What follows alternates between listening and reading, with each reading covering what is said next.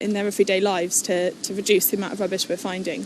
I have to say, it does look very, very clean on this beach. Wouldn't you be better off going somewhere where it's a bit messier? So the reason we're here today, although you can see at the surface it looks fairly clean, you start to look deeper and you start to see... what have we got here then? We've got just bottle top lids, and these are the plastic things off the top of drinks bottles. On Boscombe and Bournemouth Beach we get a lot of cigarette butts, which naturally the colour of them blends into the sand, so it's picking up those smaller pieces today. And we were actually just down the coast a little bit at Hengersbury Head yesterday, and we had another clean there, about 30 odd volunteers, and it was a different type of rubbish. So it's all about, you know, picking specific spots that have got their own issues. We had a lot of marine, like ghost gear and things like that down there. So yesterday. Old nets and things like that? Nets, and a big lobster pot was found, lots of just fishing line, reels and reels of it. And then here today it's more just raising awareness and educating people that are using the beach on a regular basis, but also the people that are going to be coming down today because it's sunny from, you know, all over the place. So. And you've got more things here, haven't you, Mark? We'll just have a look in this bucket. So did you find these recently? These are kind of a bit of a collection of some of the smaller, more microplastic items that we will find. There's googly eyes in here as well. These are really later. hard to, aren't they? That's going to be very difficult to see that in the sand, especially if it's got a bit of a covering. And they just get tucked in, so it's the white and the clear plastic items as well that seem to, you know, disappear a little bit.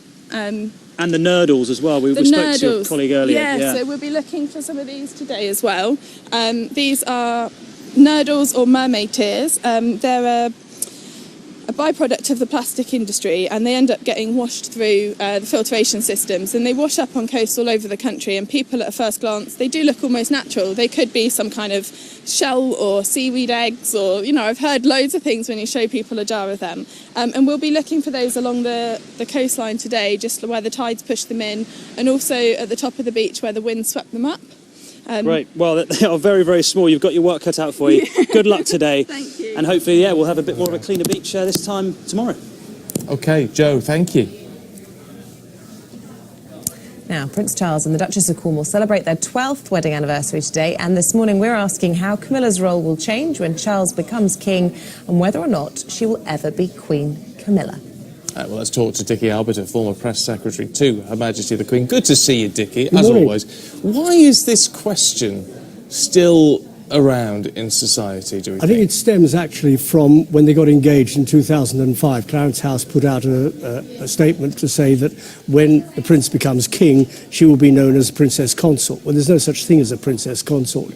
There is only one title for the consort of a king, and that's Queen, and Queen she will be. So why did that? Was this because of the controversy, because he was a divorcee, getting remarried? And... Well, it was a bit of everything. He was a divorcee. He was getting remarried to a divorcee. There was the whole business of the death of Diana, Princess of Wales, and the engagement came 8 years. Well, no, not 8 years. 8 years after the death of Diana. So the feelings were running high that you know, she had ruined the marriage. We have moved on 20 years.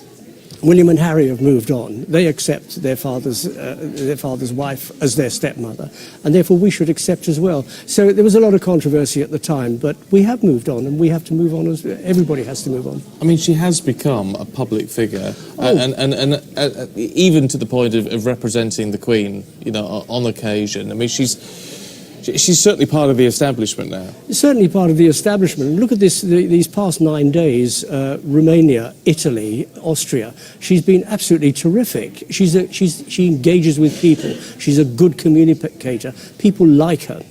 Yes, there are a lot of people tweeting saying, you know, she shouldn't be queen and she shouldn't be doing this and she shouldn't be doing that.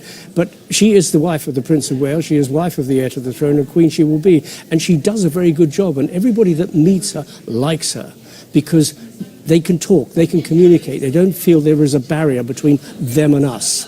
So she's doing an incredibly good job, and she will continue to do so. Like it or loathe it, comparisons will always be made with Lady Diana, because obviously they both were married to Prince Charles. And we know that the Queen had a difficult relationship with Princess Diana towards the end of Princess Diana's life, but the Queen is very, very fond of the Duchess of Cornwall. She's very fond of her. She realises that she has made her son very happy.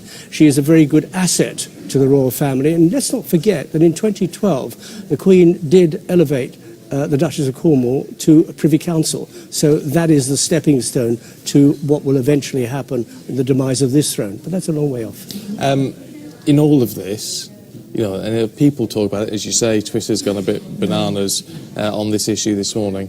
As you say, she will become Queen. That is just the way it is. Will we forget about it then? Will the controversy die down, if there is any? I don't think the controversy will ever die down, because there is a generation that believed that Diana was browbeaten, that Diana was hard done by. But William and Harry recognised that, you know, marriages do go wrong, people do move on, they have moved on.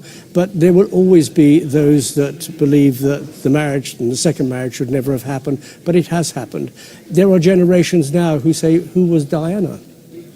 And when Charles becomes king, which could well be in 10 years' time. We should stress that point, because there will also be conspiracy theorists watching this morning saying, why are we talking about this? Is there something wrong with the Queen? There isn't. There is nothing wrong with the Queen. It's just that the 12th anniversary of Charles and Camilla's marriage, so yes, we are talking about it. There is nothing wrong with the Queen, and yes, one day Camilla will be Queen, but we have a very hale and hearty Queen at the moment, and long may she reign over us.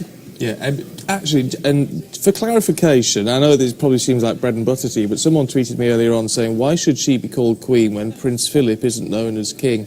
Talk us through why that doesn't work that way. Oh, that is convention that goes back through the centuries. I mean, if you looked at the last time that we had a queen and marrying was Victoria, she had Prince Albert created Prince Consort primarily because she was so young. She had not been brought up in the role of queenship, and therefore she needed help with government papers. She needed help in understanding the whole business about being queen and about reigning, and he was created Prince Consort so he could read government papers, he could read secret documents, and he could advise her and assist her.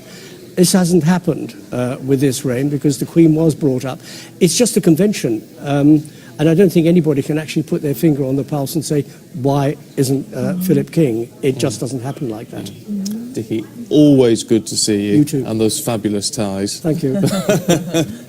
Lovely stuff. Let's get a quick check on the sports headlines for you this morning. Yes, thank you very much. Lewis Hamilton has won the Chinese Grand Prix. He led from start to